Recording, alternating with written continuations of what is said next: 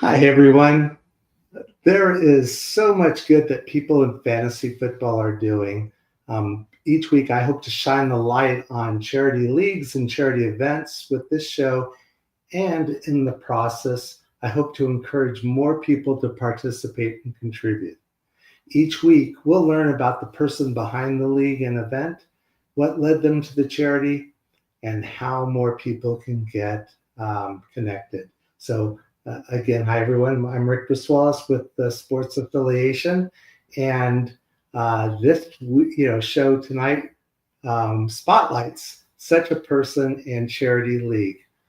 Tonight, our special guest is Iggy Gilbert, who is not only the co-founder of the Sports Affiliation, but he also runs a really cool charity league called the FF7s, and it supports Kawasaki kids. So we'll learn more about both the league and the charity that it supports. But first, let's go ahead and say hi to Iggy and welcome. Hey Rick, man, thank you for having me. First video I've been on in quite some time. Focused on the charity league, which just dropped today. Say hi, Mel. Hey, Daniel. Hope everybody's doing well. But yeah, dude, thank you for having me. I just feel honored to be able to be here. And you're right, there are several great charity leagues. JTT Cup, Orkney Bowl, Warrior Bowl, Scott Fish, of course, uh, Battle of the Sexes. Just a lot of great ones out there. So, if you're just getting tuned into fantasy football and just finding out about some of these charity leagues, go wholeheartedly in it. You might have a lot of fun in a format that you've never played in before. What's up, Rich?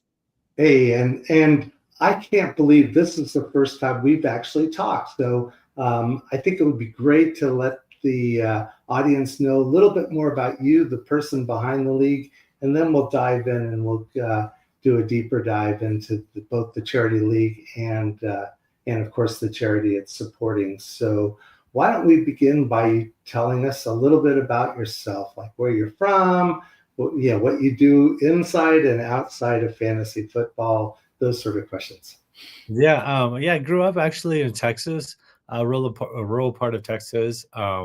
Moved to essentially Austin, stayed in Austin for about 7 or 8 years. And then I moved up to New Mexico and Colorado. But while I moved to where Texas State, I went to college. My neighbor, after lots of convincing, he's like, "Man, just play fantasy football." He'd already been there a couple of years. It was my first semester. He's like, "It's just gonna be fun. Trust me." He's like, "You'll love it." And I was like, man, I don't know. I should probably really just make sure I'm making good grades, and Yeah. just like focus on that. And then thank goodness Mark did that because I turned into a lifelong of playing. I played with him 1 year, made the playoffs, and then I was like, I just got to run this league. Your points are terrible. And then the next year I started playing. I realized we could play with defensive players. I started playing with defensive players then. So only my first year is the only year I didn't play with IDP and. Yeah, like you said, there's a lot of information about the charity league as well, but kind of my fantasy football history and a little bit about myself living in the Rockies now. I've been here almost 13 years, I guess. So enjoying that life as well. And I love skiing and been a whitewater guide. The river's actually up really nice right now. So a lot of all the boat enthusiasts are out there hitting up the river. And of course, Memorial Weekend, we have a pretty big lake.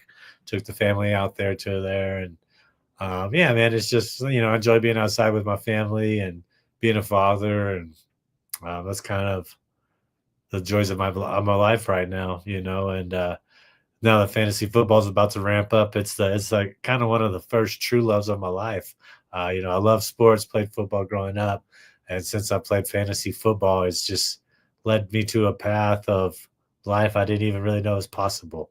So yeah, it's definitely a passion of mine.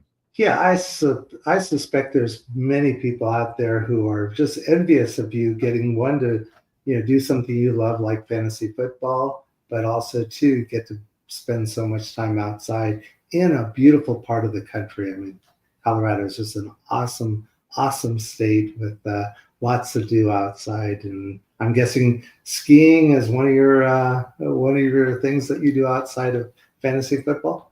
Oh yeah, yeah. It's I'm a ski instructor, so went to college in northern New Mexico. A college student pass was like I think $79. So the roommates I had were like, "Oh yeah, yeah, you gotta get a pass, dude." Yeah, and I did it. Got hurt, kept skiing though, and definitely got hooked into sport when I was still in like my mid 20s. And it's just kind of another life passion of mine. I've been an instructor for almost a lot of that time, at least 9 years now, almost 10.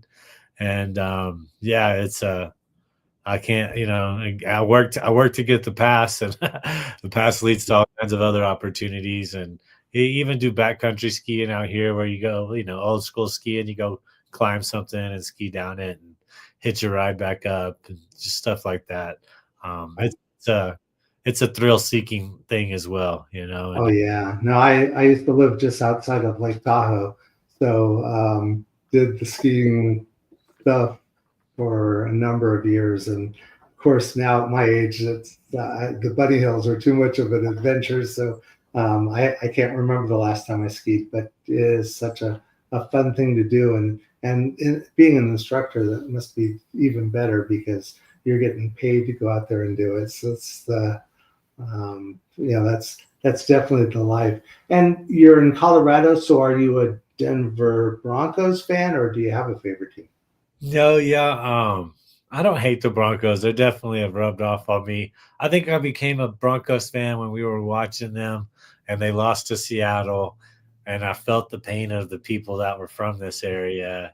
It's kind of when you become a fan of a team that you didn't grow up rooting for, I think. But I'm a Packers fan. So, Green, they beat us in the Super Bowl when I was a kid. So that always stings and it's in my mind.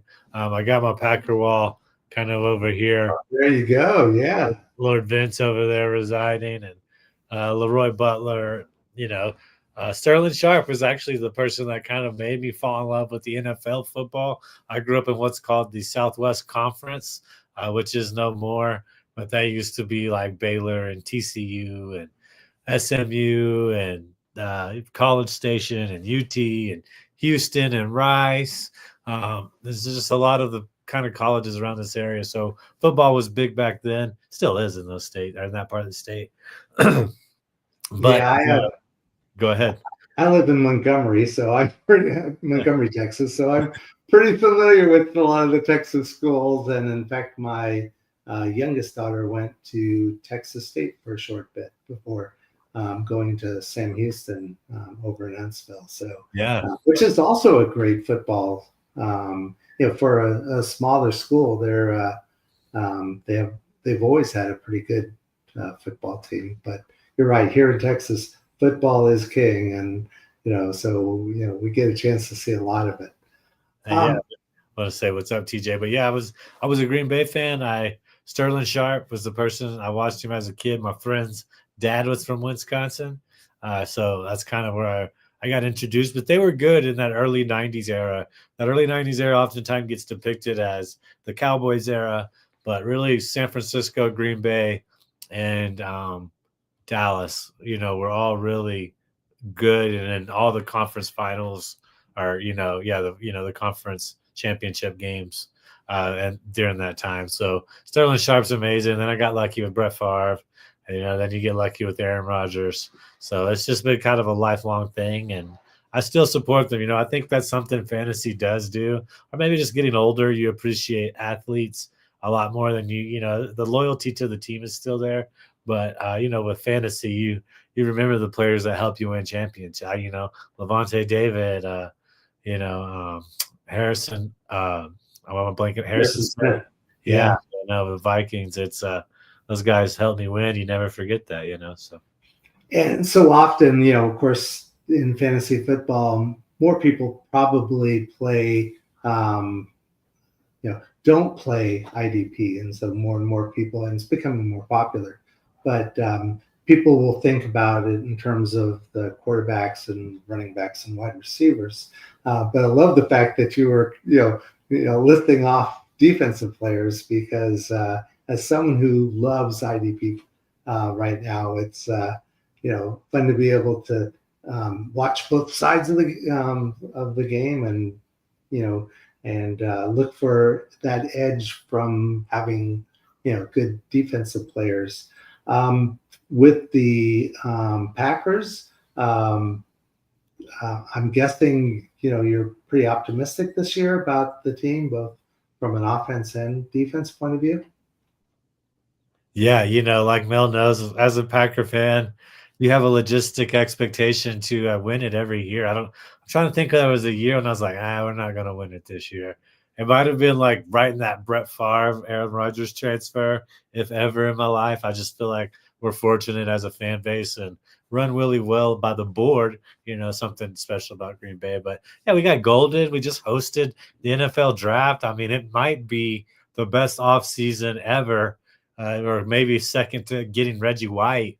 I mean, but as a Packers fan, we have an off season to celebrate, everything they've been yearning for, Golden coming there, getting drafted at Lambeau, Sterling Sharp going to the Hall of Fame.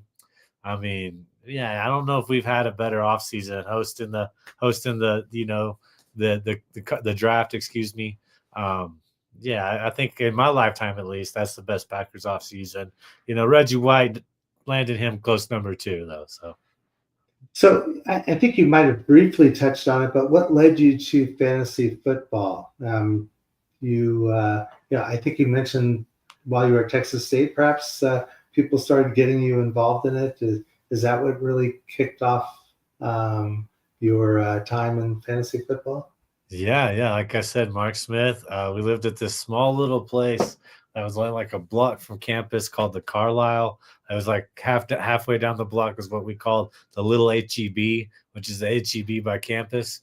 And then, campus is right there. So it was perfect because I had a vehicle, but like it kept going out. Like my 2.5 years there, I think I had a running vehicle for about a semester and a half of that. So I was biking all over that town, and that was a cool spot because we got to be big time hooligans there. And, we were right beside the campus. So frat houses and sorority houses on either side. And we could be just as loud and nobody cared.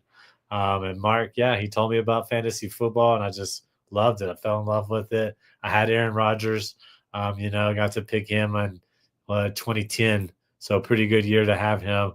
And I didn't win it, but I just remember being hooked and telling Mark he was a crappy commissioner.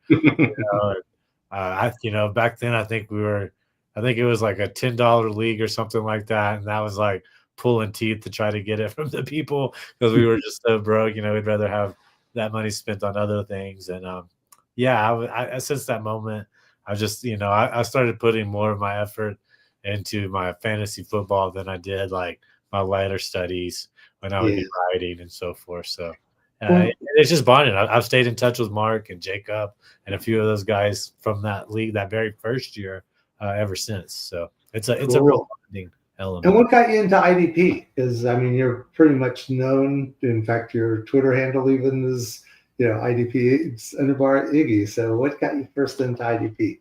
Well, first, like I said, that's another thing I pinned on Mark because like when we started this on NFL.com.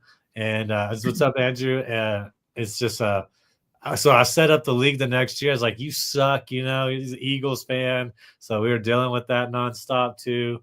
And I just thought everybody was playing with it because when I set up the league, it's like, do you want IDP players? Or when I was setting up like a flex, I saw it and I was like, oh yeah, dude, why didn't we play with IDP, Mark? You're terrible commissioner. Not realizing that not everybody didn't do it because I was just such a fan and I played linebacker for like 10 years of my life. So I really understand and enjoy that side of the ball to an extent. And I just thought everybody was doing it, honestly. I did. I realized that it was more of a niche. And, like I said, with those guys, we've been playing with 6 IDPs for since 2011. So I've been really forcing people to do it, or I think that first year we did 4. And then I was like, man, there's just too much on the waiver wire. We need to get more people, get more on the roster. And it's fun, man. Once you get that first big IDP, like whether it's a sack, strip, fumble on regular settings at this point, or you get that big pick 6. It's just such a game changer. You are almost guaranteed to beat your opponent just because of the volume of that touchdown or the volume of that sack, fumble forced, fumble recovered.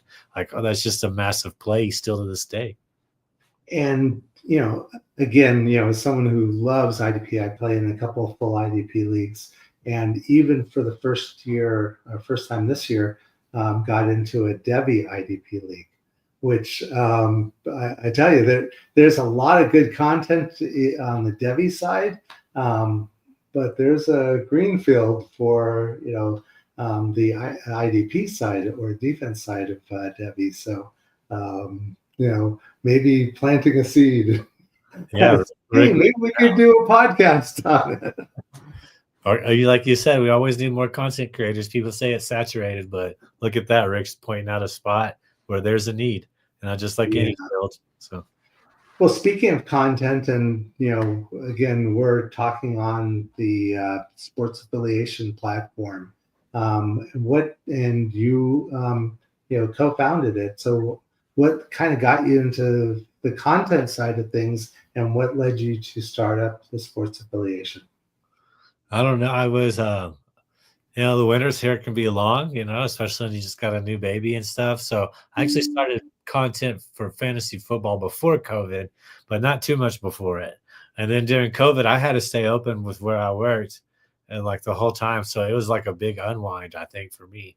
And, I had like 340 something episodes almost every day, talking about fantasy football. And then, that led to meeting people, met JC pretty early. We've been working together through various people 5 or 6 years now, quite a while, actually.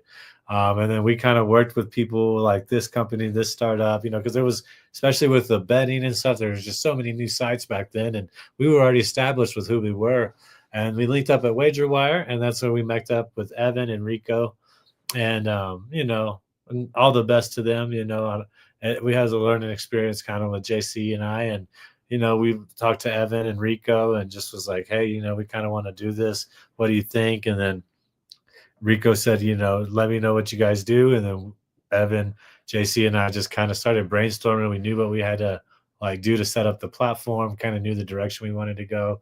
And we knew we wanted to give people a voice that, may not be getting one, or Rico's show, they just asked it was doing really well.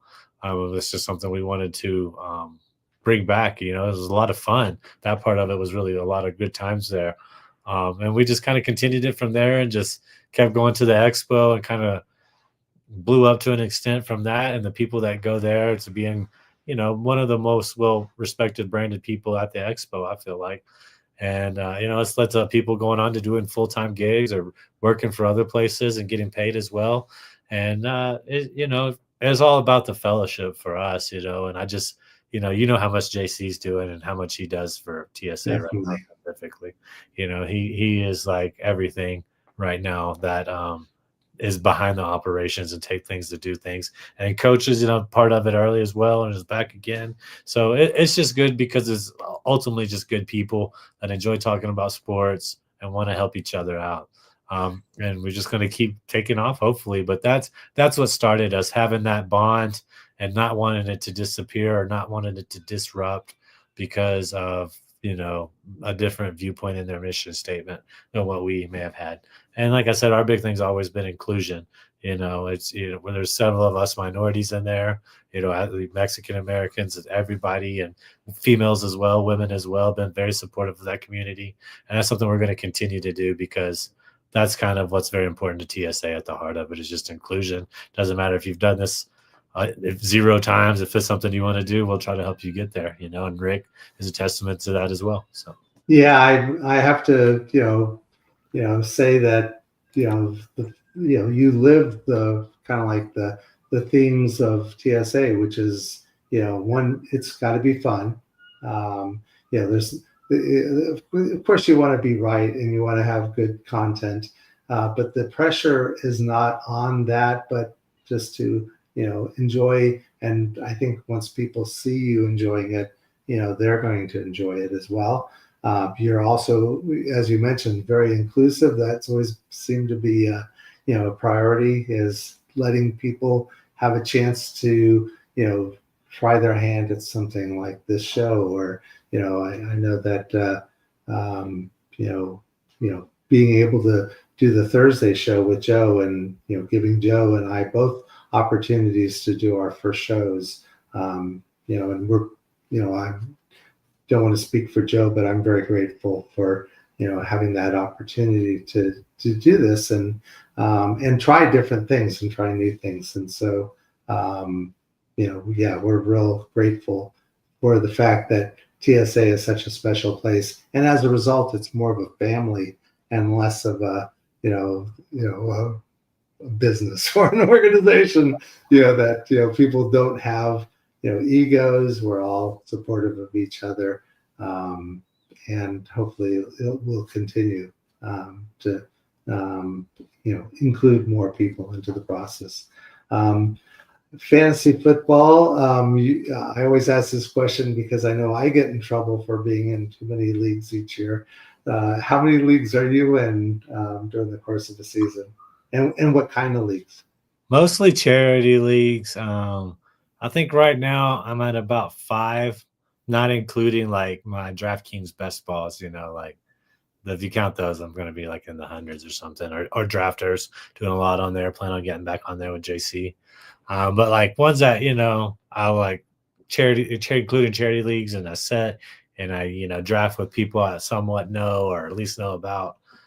Probably going to be back at around. I try to not do more than 10. I try to cap it off because I've done the 20 or whatever, and I wouldn't say it ruins it. It's just a huge commitment, and it's fun competing.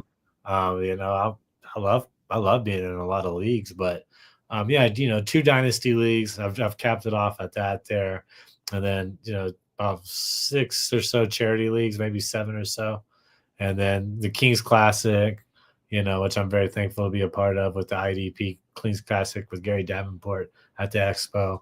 I obviously care a lot about that league. And that's about it. I think that's about right. About 4 plus the charity league, plus my league of record, which is just fantasy football 7s, but with a lot of the people and money on the vine. So, Yeah. And in fact, that's a great segue. We'll go ahead and transition to the discussion around why we're really here, which is to learn more about both the charity league that you run and the charity that it supports. So why don't you just give us kind of an overview of FF7s, and and tell us a little bit about it, how it runs. Yeah, just like being in the IDP community, it started the first year of it just me trying to convince people that 16 team leagues were more fun, and B, that IDP can be, you can balance it out with your roster and you can balance it out with your scoring. Now, after that first year, my daughter got Kawasaki's disease, which if you don't know about it, it's a autoimmune response to a virus. Most of the time it happens within younger children, 6 or younger. And it's hard to diagnose because it looks like polio, or like certain things that, not polio, but like certain little things that kids get at a young age, like almost like chicken pox, but there's all kinds of other little stuff. Rosario, I think is what it's called. And then there's even something like parvo can kind of look like that as well. So you kind of sit in this week of not knowing and not wanting to diagnose. And then, meanwhile, your kid can't sleep. There's a constant fever, hands swollen, lips and skin peeling on the edges, like bright red raisin skin and itchy skin all over them. And I never knew what Kawasaki's disease was. So I went skiing that day, just like, all right, I guess, got to go, I guess this is just like what we do. And then like when I came down, like, we went to the hospital, and then she had to be flown in a jet to Denver, so I had to drive there because only one person could go with the child.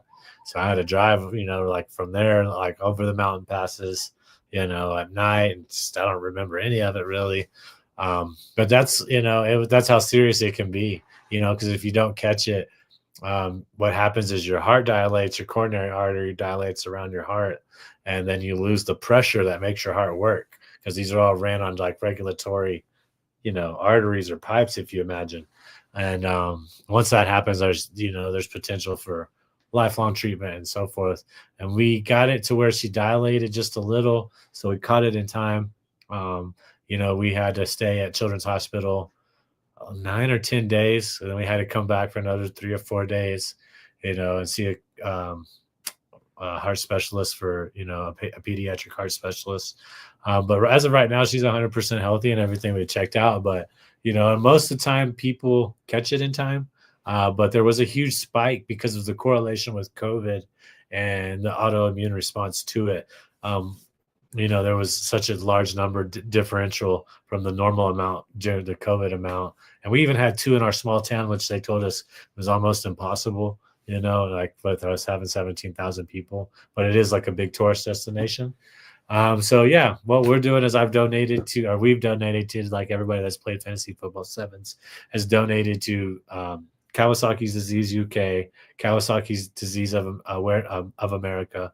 And then this will be the second time we've gone back to Kawasaki Kids, because they were the ones that informed us. Because I didn't know what Kawasaki was. I just thought of like a dirt bike or like a motorcycle or something along those lines.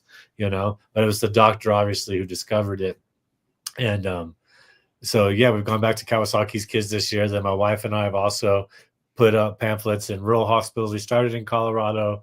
Last year we did New Mexico and Wyoming.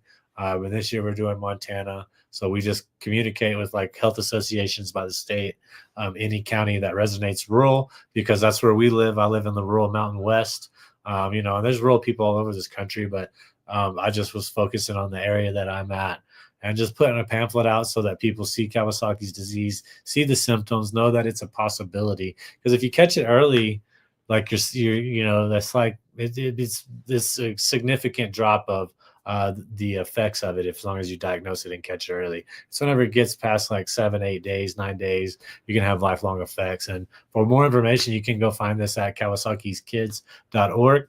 You can just go type that in, and they have great information. And there's cardiology peer reviews going out due to the outbreak. So there's a lot of information and a lot of research that's being funded right now to find out why was there a spike, what are the correlation, and how ultimately we prevent this or eradicate it, hopefully. And that's the big goal of all this, spreading the awareness of it. I say something about Kawasaki's to begin it. I send a pamphlet talking about more in depth about my experience, links to check out. And then, the other part of it being the IDP part, and just, getting people to understand that there's a way to do IDP correctly. There's more than one way, just like, preventing Kawasaki's disease, and, kind of spread the information about both of them. But the core of it is Kawasaki's Kids. There's a link on my X. You can go right there. And the Google form there as well will take you to get you entry into the league. I don't require donations. But like I said, just go to the link. I've been in direct communications with the executive director. I've been asking people to put FF7s if they can, but he's like, yeah, I've been getting a lot of 20s, 25s, 10s. And I was like, that's awesome, man. If we can get any kind of tally on that, just so I can share that information back, that'd be great. But yeah, that's where we're at with it this year. Hopefully I finish my goal of Montana this year and wrap up the Pan American Highway of Montana, Wyoming, Colorado, New Mexico, all very rural. So if it saves one person's kid's life or one kid going through trauma, it's totally successful. One of the things that I find really inspiring about this is that, finding out about your very personal connection to both the charity, and the disease that, the charity is trying to raise awareness about, and, having that very personal story that you're able to share, will hopefully inspire others. One, to be more aware of, because I'm sure the awareness of this disease isn't as great as other, things that people, are health issues that people are faced with. I had never heard of it. And the fact that I suspect I'm probably not that unusual that, others have probably not heard about it. So by you being able to talk about it and what you went through and what your daughter went through, to not only raise money for the charity, but also, let people know more about it so that, perhaps this is something that, hopefully they're not going to be faced with it, but if they do, it'll be a little bit less scary because I know that it must have been, really stressful for you and to have to go through this, and and your family to have to go through this. I'm, if like you said, if you could save one person, but even if you could just, take some of the stress away, I think that, boy, that what a great, what a great goal, what a great accomplishment. So When that love the fact that quick, you're, I was just said, I realize we're not a doctor, but just each one teach one kind of mentality. I can do that. I can spread the word about something. That's not an issue. So yeah, that was ultimately like our foundational belief. yeah. My oldest daughter had transposition of the great vessels, which required, her to be immediately transported to Stanford's Lucille Packard Hospital when she was 5 days old. She had major heart surgery, open heart surgery, and she's 31 now. So we're blessed that she's very healthy, and played basketball, played soccer, you know, equestrian sports, ROTC drills. I mean, she's an inspiration just in herself. But again, one of the things they did was when we first got to the hospital, they had parents who's had a child there in the hospital who sat down with us and kind of talked to us, so that knowing that we were going to be under all sorts of stress, having our first child in this very serious hospital, having very serious things done to her. And then afterwards, when our daughter went through the surgery, and we were about ready to be able to take her home for the first time, which only was like 11 days later, so it was pretty fast for her to go through this. They had us sit down with another set of parents that were coming in with their child, and sort of like being able for us then to pay it back or pay it forward to the next set of parents. It's I think it's really important, and so the fact that you're able to talk and share your experiences and hopefully help educate, but also provide some degree of calmness to others is such a wonderful thing that you're able to do. Why don't you tell us a little bit more about the league itself, the FF7s? Yeah. So the sevens part comes from like when you play football in the springtime, you play thing when most people call sevens. So it's basically defensive backs, linebackers, wide receivers, in the backfield. And you just run routes against, competitors. It's kind of like touch or flag. And most of the time, not even that. It's just like, all right, you got the completion. They got you right about there. Let's progress this. Let's just kind of keep working on our rhythm and our timing and our responsive skills. So the format more or less has always been true to that, which is 6 offensive players, quarterback, 2 running back, 2 wide receivers, flex, and then a kicker. And so you don't have to have a tight end, and then you have a super flex. Okay, so you can run 2 tight ends if you want, but there's not one required on offense. 1 quarterback is required, and you can have one in the super flex plus the kicker. The IDPs have gone to 1 defensive lineman, 1 linebacker, 1 defensive back requirement, and then 3 flex IDP with the defense and special teams. So that's kind of the kick of all this, because like I said, when I was formulating this, I just kind of was like, yeah, let's get all these positions in. And I've actually grown to love it, because a lot of the IDP community hates defensive teams, special teams, and there's a lot of reasoning behind that. But I've always figured be a fixer, not a fusser. And so I've just increased the defensive points, and it's almost identical to the quarterbacks. So, it's like they're going to be like the 2 heavy-handed scorers for this league, but they almost balance out. And I love that you could get TJ Watt, or let's keep it in Houston. You could get DeMarco Ryan's defense with Will Anderson stacked, or you could get the returner, because you get team return yards and individual return yards. It's been that way since its inception. And so Oh, there's cool. just a lot of ways to score, and it makes a lot of players relevant in a league where you have 16 teams, 15 starters on each team, and then you also have a 5 bench. So you don't have a deep bench with this format. So you're going to have to move players. It keeps a lot of players moving around. And I've just found it to be very interesting and put just as much value on the defensive side of things as it is on the offensive side of things. And then, like the leagues themselves, how many teams do you have them set up in divisions, or how is that all? How does Yeah, all that? let me look at the division names this year just so I don't mess it up. But yeah, there's 7. So I try to keep it 112. If we get to the point where we can get another full 16, I'm never opposed to opening it to that many. It's just I write individual stories for all these leagues every week.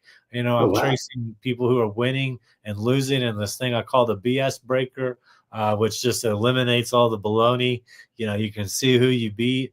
You can see how many division games you won because it starts out with the custom schedule. Your first 3 and your last 3 games of the season are against your own division, and then 2 teams from every division make it to the playoffs. There's 4 divisions per league, so 16 teams per league times 7. That's 112. And then to make it to it, it's basically it becomes elimination. Half the field gets eliminated for the first week, and the top 2 per division play each other the next week. So you're going to play one team 3 times if you make it to the playoffs. You're going to have a rival after that. That's part of the reason I love it. And then after that, you play the division winner of the other team. You guys play. So now you kind of won that conference of 8 teams. And now you play the winner of the other conference. But in that final round, it's the final 14. So, the winners, you win the league still. You still get the bragging rights of winning a 16-team IDP league, but the winner scores are compared at the end for the top 7. And then obviously the top score, you get the ring, which I have over here. I think I can get it out. You get the custom ring named after Winkenbach, which if you don't know him, he's the first commissioner of this awesome sport. Bob Harris, who plays in this league, wrote a wonderful article along with Emil, who just passed away. Peace be upon Yeah. him. And we named him Wow. last year. Oh, that is beautiful From too. Trophy Smack, yeah. And second and third highest score, we make tie-dye jerseys for the top 3. And locally made. My wife and I make the tie-dye. A screen printer in town, puts the sticker on there saying that you won your league. And but to the victor goes the spoils. The victor gets the ring, the tie-dye shirt, usually some cards that JC or somebody whips up as well, and also an IDP jersey of your choice. So, and I pay for that out of my pocket. All the rest of this money, it's going straight to the donation site. So, just something because first out of 112, that's less than a 1% chance, Rick, when you walk in this thing. Okay, and there's depending on the nature of competitiveness, it's a charity league, but it's a super competitive league because I try to put people with rookies and people that have a rival, so to speak, in another league or somebody that's coming with them as a friend. I'm like, yeah, well, let's keep it fun because, like I said, in that playoff round, you're going to play somebody the third time in one season, and somebody's not advancing. And that me creating that format since I went to 16 teams in my original league. To me, it's made all the difference in the world because you play the same amount of conference games. You play the same amount of cross conference. So you play 2 divisions once and your own division twice, and then you just you see how it shakes out in the wash, and it's a lot of fun that way. It's a lot of fun. It sounds that fun, and again, the challenge of and to me the fun of IDP, which is you're focusing on both sides of the ball. Most times I find that the defensive side of the ball scores and is as important as the offensive side. So you're trying to find those different edges to be able to that linebacker that gets a lot of tackles or the the wide receiver, the cornerback or safety that's getting a lot of interceptions, which I'm guessing you do fairly close to a standard IDP scoring, so that No, it's definitely full on custom. It's a custom scoring all the way around because, like I said, when I created this, I didn't have a guide reference. I wasn't on social media, and well, the social media I had wasn't for for fantasy football. Sure. It's for academia and other things. And it's it's since I've got on there, and I talked to Jordan. I love 1, 2, 3 IDP scoring. Do that if you want, but no, like basically how it breaks down is the linebacker is going to be about the same as the wide receiver. The defensive back is about the same as the running back. This is through the top 16, top 15, you know. Sure. And then defensive linemen, still a little harder, but about the same as a tight end. Nice. So, and I've just tried to balance it out like that. Kickers, I might adopt the point system that Scott Fishbowl went with last year just to help them out more. But you make a 50-yard field goal, that's still 6 points. So Nice. it's just as much as a touchdown, extra point yards, touchdown. And then, as I said, kick return yards, I may increase it. It's at one point for every 15 yards. And I've had it set that way for a very long time, but just to give it more points, because I like, it's week 14 or whatever's going to be the big bye week this week. I need to have that research in. And then, you need the guy that's getting maybe 60 yards per return because he's taking it out of the end zone, or 60 for the game, because that's going to get you 4 or 5 points. Oh, that's nice. And again, super fun sounding and really competitive. And I think you just started to announce signups like within the last day or so. Yeah, absolutely. Thank you for bringing that up. And yeah, like I said, 112. If we try to get there, if we get more than that, we'll set up some more. But on the website, we actually released it today. The video, I made it. And I do want to state that it's just me. And I'm the only one doing all of this, and I love doing it. That I'm not saying that to brag, but I'm just saying like it may not be like the best of anything, but I do put a lot of passion into it. You will get stories. You will get the BS breaker. Every team gets mentioned at least once or highlighted at least once throughout the season. So go sign up, go donate. The link's right below it. Take a screenshot if you want. I don't, I asked him to give me a count at the end of the year. If he's like, we only made like $500. I'll be like, okay, who didn't donate? Please go donate. But there's no requirement, but the donation link is right below it. And for the international people, because we've have had somebody from every continent except Antarctica participate in this, Rick. Awesome. So there's a PayPal link right underneath that, and that is his. I confirmed it with him. That's their EIN number. He said he hasn't used his PayPal in quite some time, but that is his. So for international people, you can still go right to the PayPal, get it directly to the Kawasaki's Kids Foundation, and just know that you're helping a great cause because they help me. Oh yeah. So. And I know I get this question, and usually from Sniper Mel, but what platform do you run the league on? Oh, yep. And yeah, the video's on Sleeper, so I try to be friendly with around the country. It is a slow draft, every one of them. I think I'm going to set up an option this year for people to fast draft if, one league, because I know there's people that hate it. But we always start the draft, Rick, on July 4th weekend. Sometimes I do it the 6th, sometimes I do it the 5th, but I just think it's, a good time to start off a slow draft. You're going to be sitting around at some point. Why not try to get a round or two in and shape your league? It's really fun. So that's when we started, but I might do the 16 team like we discussed with the fast draft for the people that just cannot stand the slow draft in which they signed up for. No, I think that, and again, you see people complaining about slow drafts and, how much time it's taking someone to make their pick or, even timing out. But, again, the important thing, one, is, it's supposed to be fun. But two, it's for a charity. So, kind of like relax and, go to your home league and get all stressed out over that. This one is really, not that, it's important just what, the charities being supported and the fact that people are coming together, because that's the other thing I love about fantasy football in general, but especially as it relates to charity leagues, is it's an opportunity for people to get together. And I've talked to people in the UK a couple of times, and my next week's guest is going to be in Australia. It's funny how fantasy football and especially charity stuff around fantasy football is making a big world a lot smaller. And so hopefully, we're going to find out that we're all the same. We talk a little different, and especially folks here in Texas, they have their own different way of talking, but it's still, we're all doing something that we all love to do, and we're supporting a great cause, and in this case, the Kawasaki kids. So why don't you tell people how they can get more information?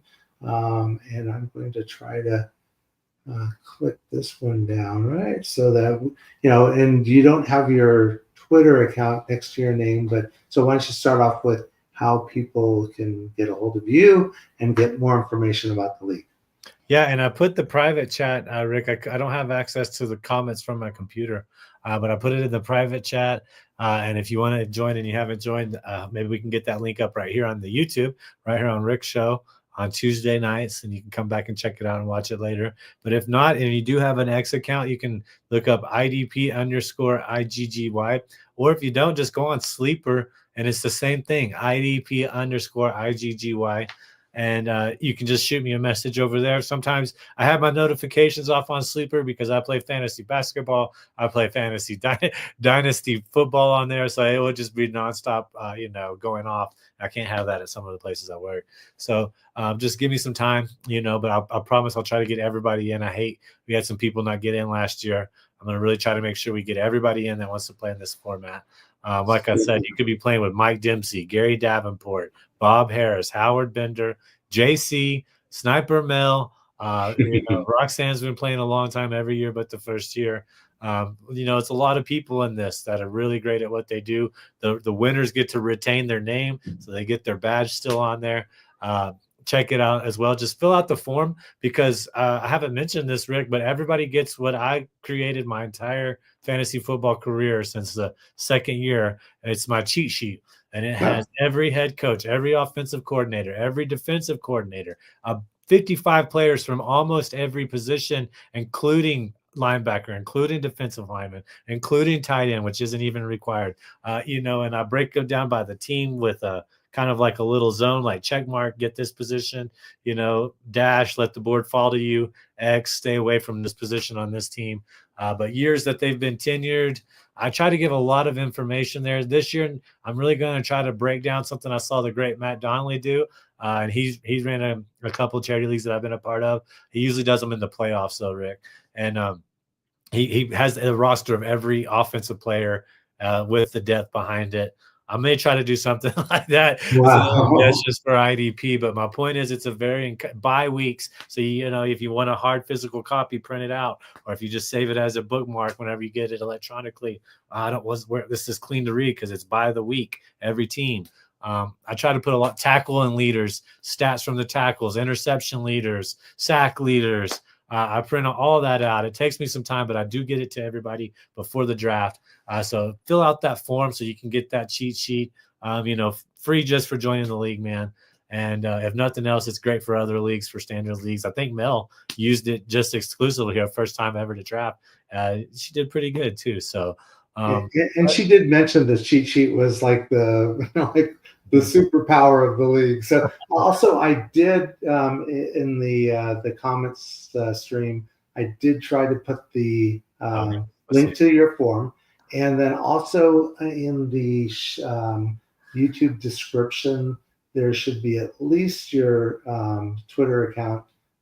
So if people want to reach out to you to get more information. And I think also JC was able to add the link to the sign up sheet. So hopefully, if worst case, people can reach out to me, and my Twitter account is right about there, and I'll be happy to send them the links and provide them with any additional information I can to help people get into the league and participate. And again, really do want to thank you for coming on the show and talking about it. I'm keeping my fingers crossed because I signed up, I think yesterday. So hopefully I'll get a chance to, provide people with an update during the course of the season as I'm bragging about how well I'm doing, or hopefully not, moaning about how Sniper Mel has whipped my tail again, since Melanie has done some really good things in leagues that we've both been in over the course of time. So want to thank you again for being on the show. Again, people, please, if you have any questions or if you have any interest in participating in Iggy's league, please reach out to him or reach out to me, and I'll try to connect you up with the information. But wanted to thank you again for being on the show. I've been waiting for months to be on, so I do appreciate it. And I noticed my camera's also tracking me. I thought I turned that off. But, no, that's good. It's kind of cool. Breaks up the like just sitting there thing. Yeah, hopefully I'm not causing people to get seasick, because I do tend to move around a lot. I still got my patches if I need to put one on. We're good. Okay, good. Well, thanks again for being on the show. People, if you are running your own leagues or you're aware of a charity league or event, and you'd like to be on the show this evening, on some future Tuesday, I should say, please reach out to me again using that Twitter account, and love to be able to have you on and learn more about the league you're doing and raising awareness both for the league and also the charity you're supporting. Next week, I mentioned we're going to have our first Australian as a guest. My guest will be Daniel O'Connell, who runs the True Blue NFL Charity Bowl. And and it will be on the regular time. A lot of times when I'm doing shows with people from other time zones, we do try to pre-record to avoid someone having to be on at 11 p.m. or worse. But this will be live. So Daniel's going to be a trooper and be on super early his time. But please do keep an eye out for that. And again, that'll be on at 8 p.m. Eastern next Tuesday. In the meantime, hope you try to get into a lot of these charity leagues, and also try to look for other opportunities to give back. And again, Iggy, thanks again for being a guest on our show tonight. Hey, Rick, I was just going to say thanks for having me, man. It was a lot of fun. You bet. Thanks again. Bye now.